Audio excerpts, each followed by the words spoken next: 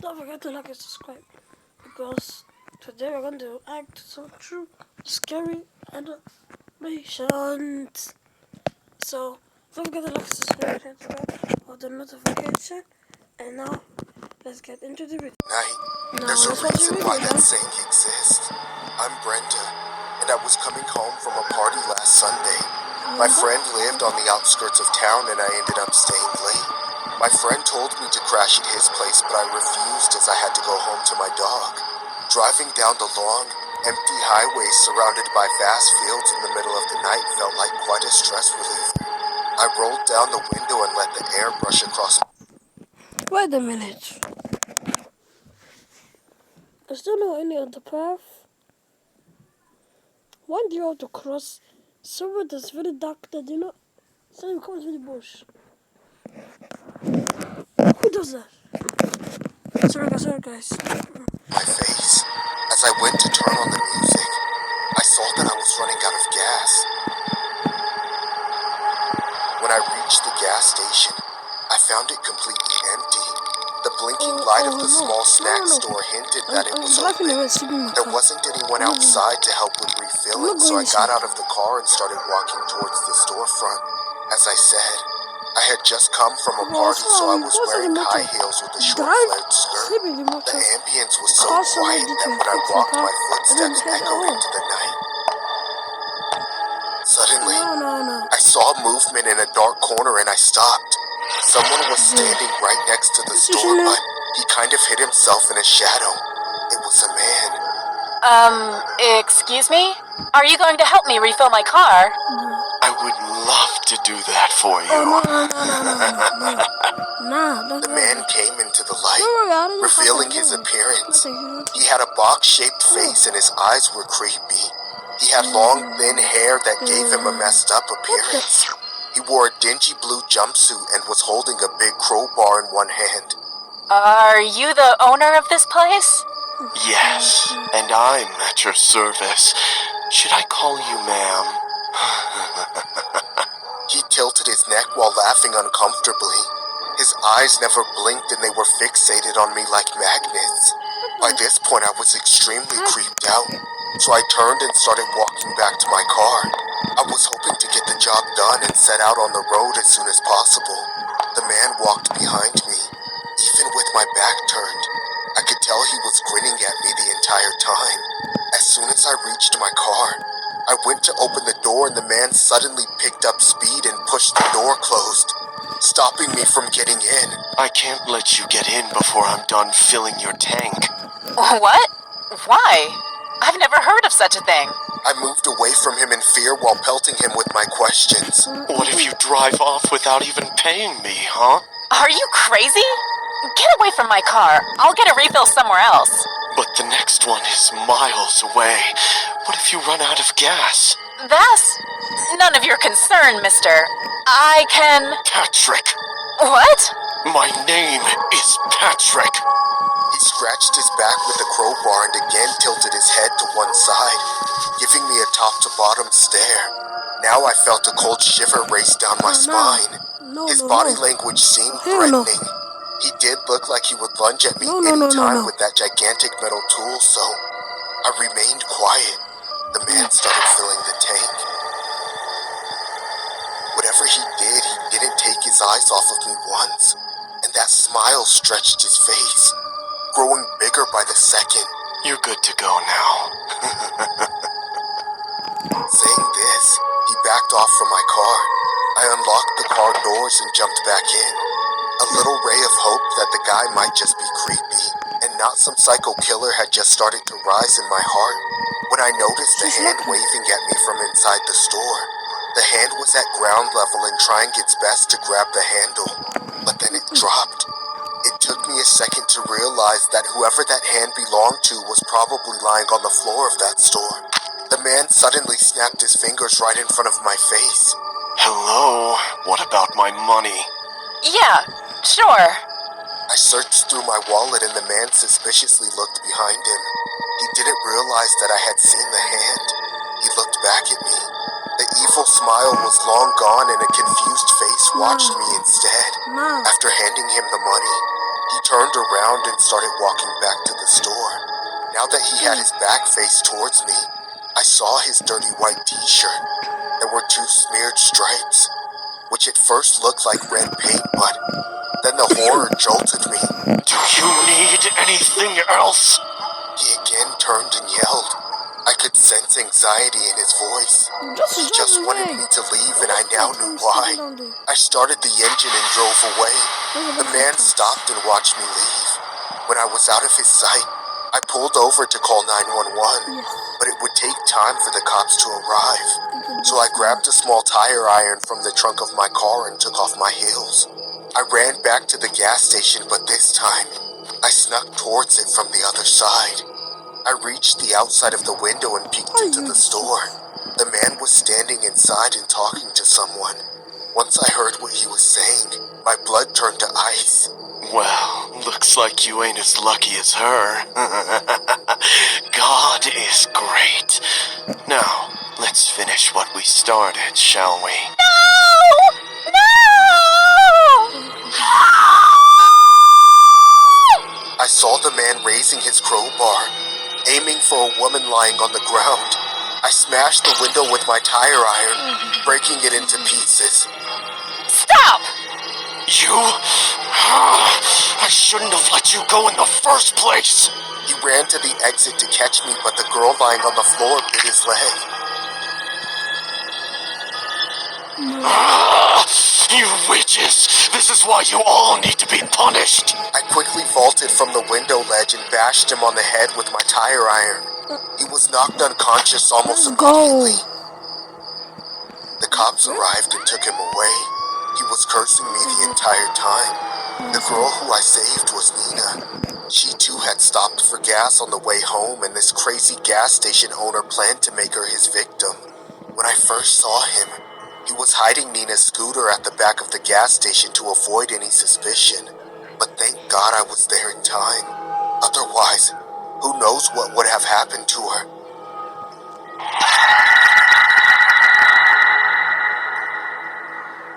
What's wrong with fish? I've been managing my uncle's gas station for a while now. I started as a part-time worker. After school, I worked there to save up money before moving out. I didn't have many friends because of my workaholic schedule. But one thing even I knew was that it was best to stay away from the Prickly sisters. What is that? Gina and Betty Prickly were siblings and came from a lot of money. All those girls cared about was clicking their pictures and posting them on Instagram. They always wore tight clothes and had lots and lots of makeup caked on their faces. When they walked side by side on their high heels, they made boys' heads turn. One night, I was working in the gas station stocking the shelves when I heard a squeaky voice nearly in my ear. Hi, Robbie! Ah! Jeez! Silly. I turned around and it was the Prickly sisters. I could never remember which one was Gina and which was Betty, so I addressed them as... Hi, guys. You need anything? They both were staring weirdly at me. They had large wads of bubble gum in their mouths and they kept chewing like freaks. Hello? You should be glad that we came to your crappy shop, Robbie. Do you even know how many followers we have? Here it comes. This is why people avoid them. I couldn't care less, so I got a little rude. What's wrong with your fish? Look, man, if you want something, help yourself, or don't waste my time. What did you just say? We are wasting... What is wrong with your face? What happened? Oh, that's why I have few followers, because people don't like it. Oh! You don't even follow us. I bet. Oh! Your time? What the hell are you even worth? You useless piece of... Look, if you're not leaving, I'm calling the cops! They stopped screaming and then suddenly did something strange. Dumb witches started clicking selfies with me. I was bombarded by clicks and their stupid poses. Their shiny fingernails kept clicking while they both squeezed me between them. Before leaving, they both looked at me one last time and grinned. The next day when I got to school, everyone was laughing at me. Suddenly, I was tagged in my Instagram. Once I opened it, my jaw dropped. The Prickly Sisters tagged me in a selfie from my gas station last night. They had morphed my image into a woman and the tagline read, "It's time to come out of your closet, Robbie." What the hell? They were spreading rumors about me, trying to portray me as someone I'm not. I stormed into class and saw them giggling amongst themselves looking at their phone. Hey, you! What the hell was all that? What are you talking about, Robbie? We just wanted to help you. Don't be afraid of what people say. Yeah, I mean, now it makes sense why you never flirted with us. The two hottest bombshells. Come out of your closet now. They taunted me and humiliated me in front of everyone. My brain couldn't take it anymore. I clenched both of their hair in anger. You freak! This is... But as I pulled, I realized they were wearing wigs. Their hairless skulls saw the light of day in front of the entire school. Their prank backfired. Ah! You piece of... Give us our hair back! The sisters snatched their wigs from my hands and ran screaming. Everyone was laughing at them, and even though I felt bad, I told myself they had it coming. For the next 3 days, the Prickly Sisters were nowhere to be seen. I thought the embarrassment from school had straightened them up, but God, I was so wrong. I went home after work one night when it started raining heavily. I wasn't carrying my umbrella, so I chose the shortcut home. The path went through the woods and coupled with rain. The area was pretty sketchy at that hour. Suddenly, I heard splashes behind me. I turned around, aiming the flashlight of my phone, and there they were. The Prickly Sisters, standing behind me in the rain. They looked horrible. All the makeup was smeared on their faces as it endured the rain. How long had they been following me? They weren't wearing their wigs, which made them look even more bewildering. Going home, Robbie? Yeah. I felt my voice break a little. The sisters started slowly approaching me. I too began backing up. Look, what happened between us? Can we just forget about that? You want to forget everything, Robbie? Wouldn't that be nice for you, huh? Because you don't have followers. Oh, I don't know. You don't know if you have followers. At least you have one, and you have none. Big man. Everything, Robbie? Wouldn't that be nice for you, huh? Because you don't have followers to be bothered about. Do you know that the students clicked our wigless pictures that day? And now our followers are leaving us because you made us look ugly. Hatred and anger were dripping from their eyes. We won't let you forget, Robbie! We won't! Ah! They screamed and started running at me. I too was startled and rushed to the opposite direction. I couldn't see where I was going in the rain, but all I wanted to do was to leave them behind. After running for 20 minutes straight, I reached home. I bumped into the door, not being able to control my body. The next day, I didn't go to school or the gas station thinking they would again torment me. But that night, when I turned on the news, I saw something horrible. There had been a report of a car smashing into our store. The footage the cops shared showed a big black van coming directly towards the gas station at full speed, hitting a passing car and then smashing into the store. 2 girls got out of the car immediately after the crash, and they were none other than Gina and Betty. Both were overly dressed and unharmed by the accident. They barely seemed to care about what they had done, and no remorse could be seen in their body language. They just walked away, leaving the scene of the accident. This was the last time I saw those nut jobs. My uncle received insurance for the damage, but the cops couldn't locate the girls. People in my family think the girls in the footage weren't the Prickly Sisters, but I'm sure they did it to take their revenge. So Gina and Betty, if you two are watching this, I know it was you 2 witches who crashed into my uncle's gas station that night. I hope you burn in hell. The above story is based on the footage collected from a gas station in Los Angeles. In the security camera footage, a car can be seen approaching the gas station at a very high speed. It slams into a minivan and skids, crashing into the gas station. Moments later, 2 women come out of the car and try to restart it. When they couldn't restart the car, they simply walk away, leaving the damaged vehicle behind. The incident and the video footage seem very bizarre as the woman appear less bothered by the damage they had caused.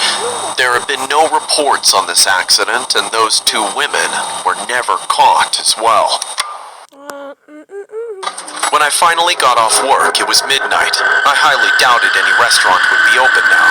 My stomach made a rumbling sound signifying it was dying of hunger. God, I need to eat.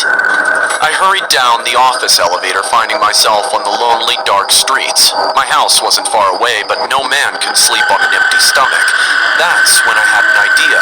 There's a convenience store at the gas station nearby. I can get some instant noodles and maybe a couple of beers to call it a night. Also, it was the weekend, and what can be more exciting than welcoming it with a couple of drinks? I went through with my plan and stopped by the gas station. The owner was dozing on the counter. There was a strong smell that wafted out of his mouth every time he let out a snoring breath. I picked up some ramen noodles and a few cans of beer. Then I walked to the counter and woke him up. With his drowsy eyes, the man rung up everything. I was going to pay him when I noticed a wooden box kept on the other side of the counter. It was filled with red tomatoes. Generally, the convenience store sold ready-to-eat stuff, so seeing something fresh was a little surprising. Hey man, are those tomatoes? Yes, from my garden, but I don't sell them at night. His answer felt odd to me. I didn't know someone needed to set a time slot to sell tomatoes. How much for a dozen? I told you, I don't sell them at night. Whoa, what the hell, dude? Why not? It's just a bunch of vegetables. He was refusing to sell them, and I was adamant about buying them anyway. Actually, after a point, it became a matter of silly ego. When the man still refused, I took out a $100 bill and dangled it in the air. Can I have 12 of these now? Snatching the bill from my hand, he gave me 12 red fresh tomatoes in a transparent polyethylene bag. I left with a proud smile on my face, which only took 5 seconds to fade away. And this is where things went wrong.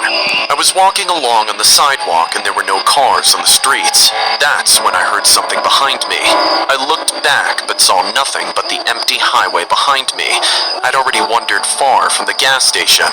It was as I was walking in the dark spot between streetlights that I felt alone, out in the middle of the night. I increased my speed and just then I noticed a man standing in my way. There was quite some distance between us, but I could see him. He had a blank face and was staring at me. Then his eyes shifted down to my hand, and a sick smile appeared on his face. Jeez, what a weirdo. I began walking as I muttered to myself. The man didn't move. He just stood there watching me coming towards him. The more I walked closer to him, the more a tense feeling gripped my throat.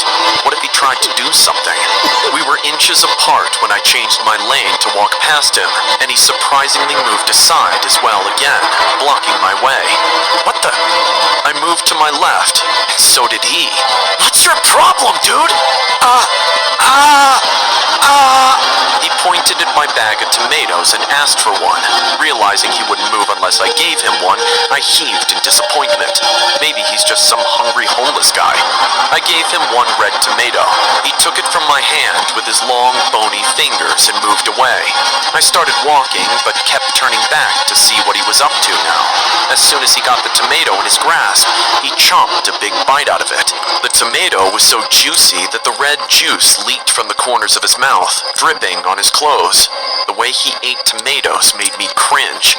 I turned away and took the last turn to my house, thinking the world is filled with creeps. I blame my own unlucky fate for coming across the man. I was close to my house when I noticed something on my right. It was him again, standing under a lamppost. His face was smeared with the juices of the tomato he had already gobbled up, but now there was a smile. What the frack? How did he get here? With slow, trembling steps, I walked towards him. He just stood there, watching me with an evil smile. Suddenly, he jumped and blocked my way. What the hell do you want? Go away, or I'll make you, freak! He was again asking for a tomato. That's when it hit me. Could he be the reason why the store owner refused to sell the tomatoes in the first place? Did it even make sense? Drops of sweat appeared on my forehead. I grabbed grabbed another tomato and threw it at him. He didn't try to catch it, and the tomato smashed on the ground. His wide, scary eyes looked down at the ruined tomato and looked back at me. I took a step to my right, and he lunged in the same direction, blocking my way. Are you crazy? All this fuss for a damn vegetable? His gaze turned furious, and he gave me a smoldering death stare like he was about to snap.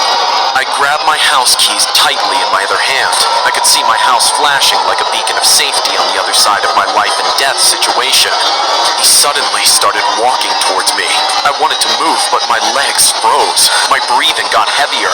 He kept walking, and then suddenly picked up speed. Now he was frantically running at me.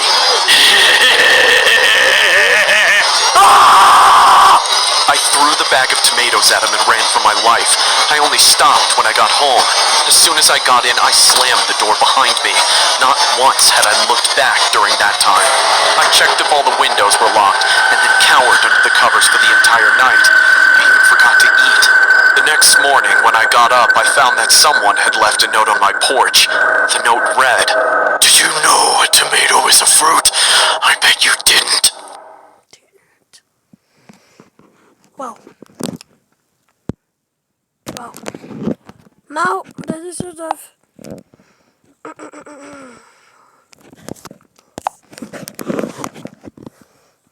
now, guys. What I was going to tell you, that I was walking one day in the bus stop. There was this one kid that came to me. He said he used to watch my videos, and I said, "Okay, what is it called?" He said, "Jamal Yak." I said, "That's my name in YouTube." And then he said, "If you can take a picture of me," and I said, "Yes, I can show you now."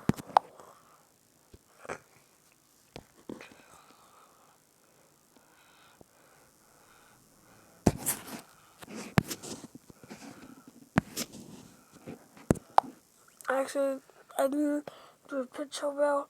So this is the kid, the one with the red T-shirt. You know the and I was walking, and then not missed my bus. I reached it and then got home. So, guys, if this video gets 1,000 subscribers, I will do part 2 of Granny, real Granny. And now, peace out.